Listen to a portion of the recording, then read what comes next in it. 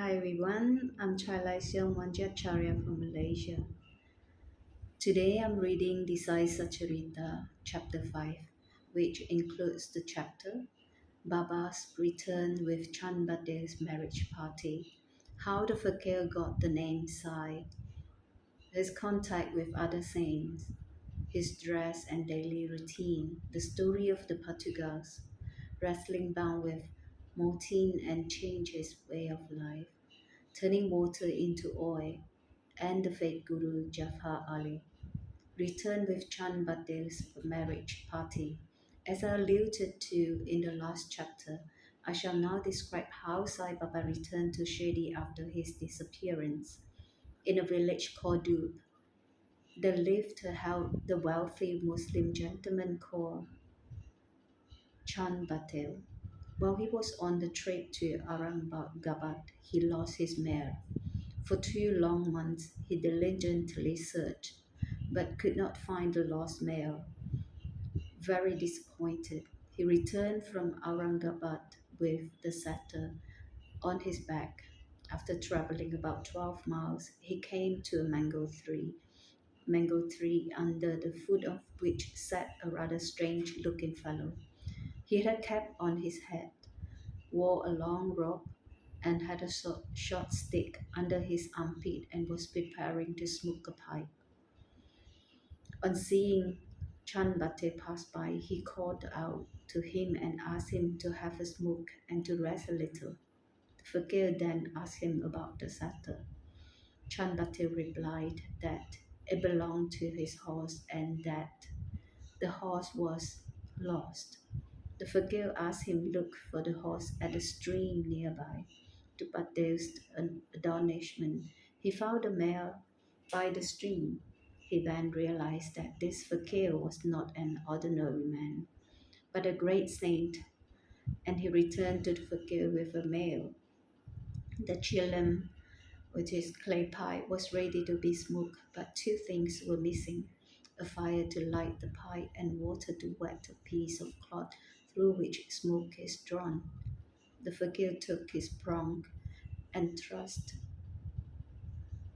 it forcefully into the ground, and out came in live burning coal, which he put on the pipe. Then he dashed his stick on the ground, and water began to ooze from that spot on the ground. The cloth was moistened with the water was squeezed out, and it was wrapped around the pipe. Once everything was complete, the fakir smoked his pipe and then gave it to Chand Bate. On seeing all this, Chand Bate was wonder-struck. He requested the fakir to come to his house and accept his hospitality. The next day, the fakir went to Patel's house and stayed there for some time. Patel was a village officer in Dub. His wife's brother's son was to be married, and the bride was from Shirdi. So Patel made a preparation to leave for Shirdi to attend the wedding. The fakir also accompanied the marriage party. The wedding went off without any hitch, and the party returned to Dub. However, the fakir stayed back in Shirdi and remained there forever. How the fakir got the name Sai? When the marriage party came to Shirdi, it alighted at the foot of a banyan tree in Bhagat Masabati's field, near Kandaba's temple. The carts were parked in the open courtyard at Kandaba's temple.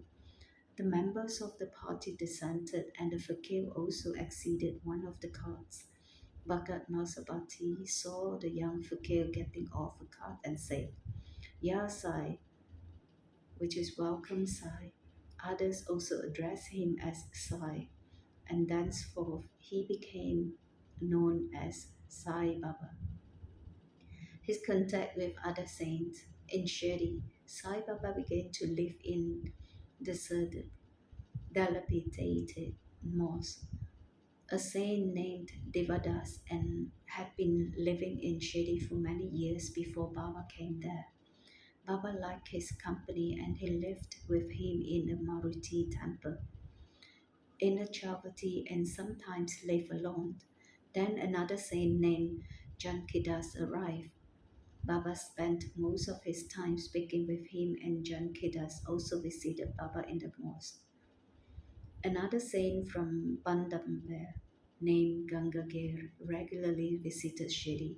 When he first saw Sai Baba carrying pitchers of water to water the garden, he was amazed and said, "Blessed is Shirdi that he got this precious jewel.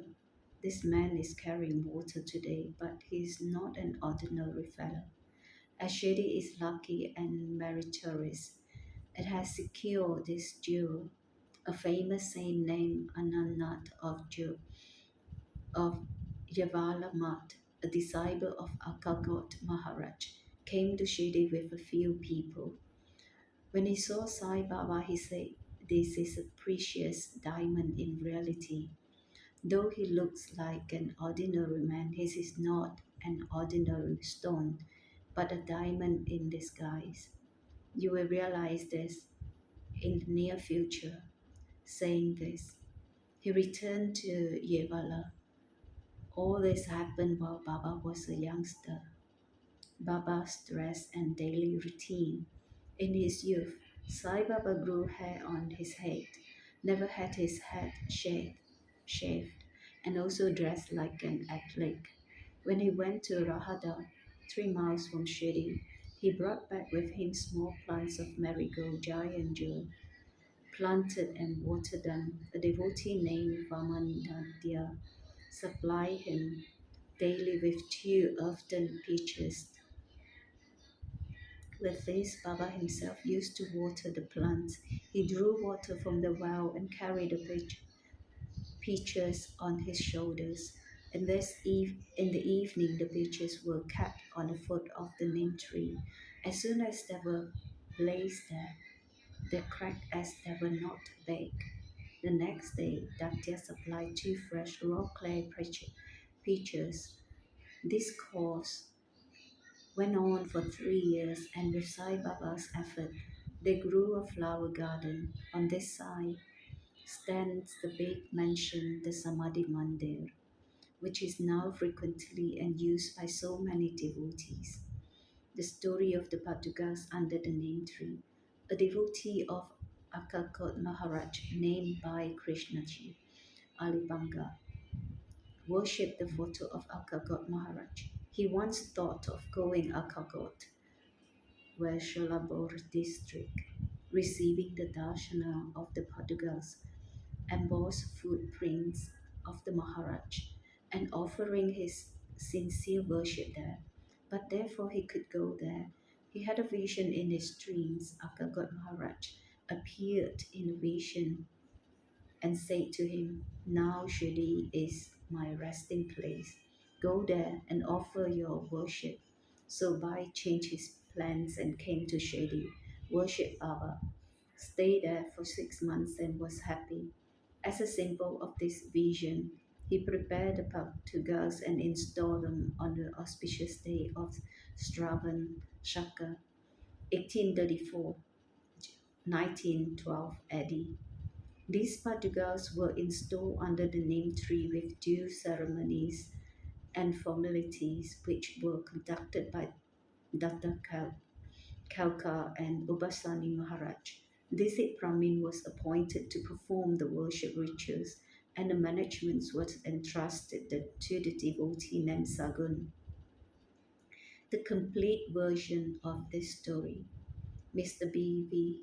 Dio, retired Mamalata village officer of Dana and a great devotee of Sai Baba. Make inquiries about this matter with Sagun Maru Naik and Govin Kamlaka Desit, and has published a full version of the story of the Portugals in the Sai Lila Volume 11. It reads as follows. In 1912, Dr. Ramarao Kottare of Bombay came to Shirdi to receive Baba's darsana. His assistant and his friend Bhai Krishnaji Auli Bagar accompanied him. The assistant and Bhai became very close to Sangun married Naik. and Jika did it. While discussing things, they all agree that there ought to be a memorial of Sai Baba's first coming to Shirdi and sitting under the holy name tree. They thought of installing Baba's Patukas there and were going to make them of some rough stone. Then the suggested that if this matter was mentioned to his boss, Dr. Ramarao Kottare, he would prepare nicer Patukas for this purpose. Everyone liked the proposal, and Dr. Kottare was informed of it. He came to Shirdi and drew a plan of the Patukas. He went to Upasani Maharaj in Khandoba's temple and showed him his plan. The latter made some improvements, drew lotuses, flowers, a conch, a disc, a man, and suggested that the following verse regarding the name trees, greatness, and Baba's yogic powers in, be inscribed. The verse is as follows: Sada nimpar vrikshasya mula divashat sutastra vinam diktamapya piryamtam tarum kaba vrikshatikam sadayandam namameswaram satgurum sainadam. Upasani's suggestions were accepted and carried out. The Patukas were made in Bombay and sent to Shirdi with the assistance. Baba said that they should be installed on the Purnima 15th day of Shravan. On that day at 11 a.m., G.K. Dixit brought them on his head from Khandoba's temple to the masjid. In the processions, Baba touched the Patukas, saying that these are the feet of the Lord, and asked the devotees to install them under the foot of the neem tree. Jikadesi worshipped the Patukas daily, and later this was done by Laxman Kanjeswar Jakadi. For the first 5 years, Dr. Katore sent 2 rupees per month to light lamps, and he also sent a railing around the Patukas. Jakadi performed the worship afterwards, and Sangun married Naik offered the Naivatya and lit the evening lamps. Bhai Krishnaji was originally a devotee of Kokat Maharaj. He came to Shirdi at the time of installation of the Patugas. On his way to Akagot, he wanted to go to Akagot after receiving Baba's darshana. He asked Baba permissions to leave for Akagot, and Baba said, "What is there in Akagot? Why do you go there? The incumbent Maharaj of that place is here." Hearing this, Bai did not go to Akagot. Instead, he came to Shirdi regularly after the installation of the Patugas. Mr. B. Video concluded that Hermit Pant did not know of these details. Had he known them, he would not have omitted them from his Satcharitra. Wrestling bound with more Din Tampoli and a change of his way of life. There was a wrestler in Shirdi named Mortin Damboli. Baba did not agree with Mortin about some issues, and they had a fight, and thus Baba was defeated. Thenceforth, Baba changed his dress and mode of living.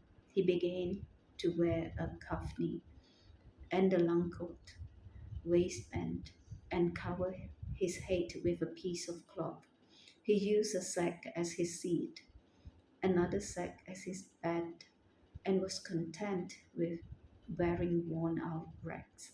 He always said that poverty is better than kingship and far better than lordship. The Lord is always a friend of the poor. Sai Baba did not interact much with people. He only gave answer when he was questioned. During the day, he sat under the neem tree or sometimes under the shade of the branch of the tree near a stream. In the afternoon, he used to walk at random and go a time to Nimgon.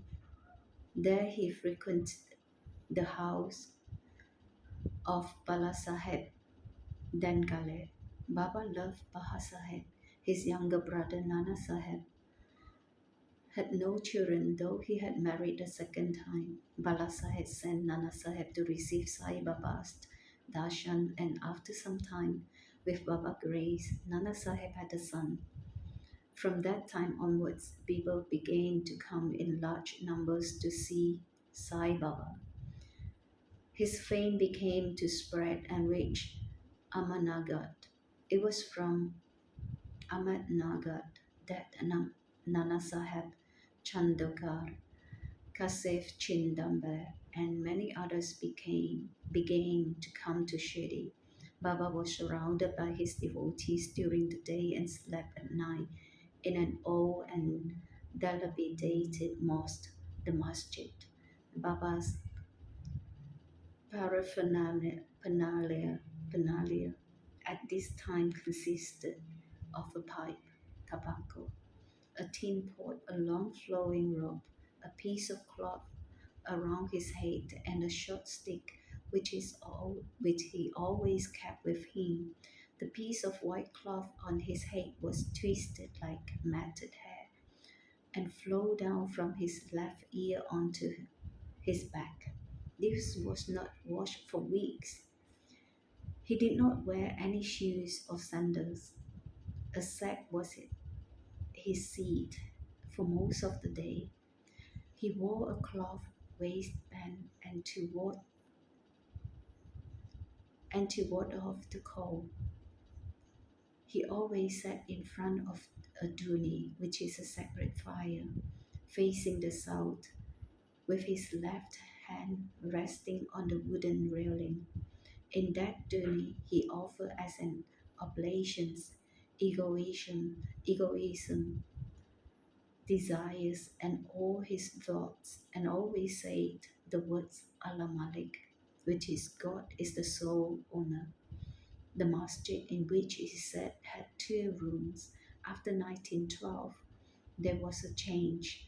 The old masjid was repaired and pavement was constructed. Before Baba came to life to live in this masjid, he lived for a long time in a place called Takia, where with a small bell tied to his legs, Baba danced beautifully and sang with tender love, turning water into oil. Sai Baba was very fond of lamps. He used to receive oil from shopkeepers and keep lamps burning the whole night in the masjid. This went on for some time. Once the shopkeepers who supply oil for free met and decided not to give him any more oil. When Baba went to ask for oil, they all refused. Unperturbed, Baba returned to the masjid and put dry wicks in the lamp. The shopkeepers were watching him with curiosity. Baba took his tin pot, which contained a few drops of oil, poured some water into it, drank it, and spat it back into the container after consecrating the tin pot in this way. He again filled water in the tin pot and filled all the lamps with it and lighted them. To the surprise and dismay of the watching shopkeepers, the lamps began to burn and kept burning the whole night. The shopkeepers repented and apologized. Baba forgave them and asked them to be more truthful in the future. The fake guru, Jaifar Ali, 5 years after wrestling bout mentioned above, a fakir from Ahmednagar named Jaifar Ali came to Lahada with his disciples and stayed in a spacious room near the Virabhadra temple. The fakir was learned, had memorized the entire Quran, and had a sweet tongue. Many religious and devout people in the village came to him and began to respect him. With the help of these people, he started to build an Ikat, a wall before which Muslims pray on the Ikat day, near the Virabhadra temple. There was some quarrel about this affair, on account of which Jahar Ali had to leave Rahada. Then he came to Shirdi and lived in the masjid with Baba. People were captured by his sweet talk and began to call Baba his disciple. Baba did not object and consented to be his disciple. Then both Guru and his disciple decided to return to Rahada and live there. The Guru never knew his disciple's worth, but the disciple knew about the Guru's flaws. Yet Baba never disrespected Ali and carefully observed his duty as a disciple. He even served the master in various ways. They used to come to Shirdi at times, but they mainly lived in Rahada. Baba's lovingly devotees in Shirdi did not like that. Baba was living far away from them in Rahada. So they went there to bring Babas back to Shirdi. When they met Baba near Igat and told him the purpose for which they came, Baba said that the fakir was an ill-tempered fellow and that he would not let Babas leave. Thus, they better return to Shirdi without him. Before the fakir returned, while they were talking, Jafar Ali turned up and was very angry with them for trying to take his disciple away. There was some discussion and altercations, and it was finally decided that both the Guru and the disciple should return to Shirdi. And so they returned and lived in Shirdi. But after a few days, the Guru was tested by Davidas and he was found wanting 12 years before Baba arrived in Shirdi with the marriage party. Davidas, aged about 10 or 11 at the time, came to Shirdi and lived in the Maruti temple. Davidas had fine features, brilliant eyes, was dispassion incarnate, and a Janani. Many people, Tatya Kote, Kashinath, and others regarded him as their guru. They brought Jafar Ali to him, and in the argument that followed, Jafar was defeated and freed from Shirdi. He went and lived in Bijapur and returned after many years to Shirdi and bowed before Sai Baba. The delusions that he was the Guru and Sai Baba, his disciple, was cleared. And as he genuinely repented, Sai Baba treated him with respect. In this case, Sai Baba showed by actual conduct how one should get rid of egoism and perform the duties of a disciple to attain the highest end, self-realization. This story is told here according to Mausabhatis, a great devotee of Baba's version. Bow to Sri Sai. Peace to be all. Thank you.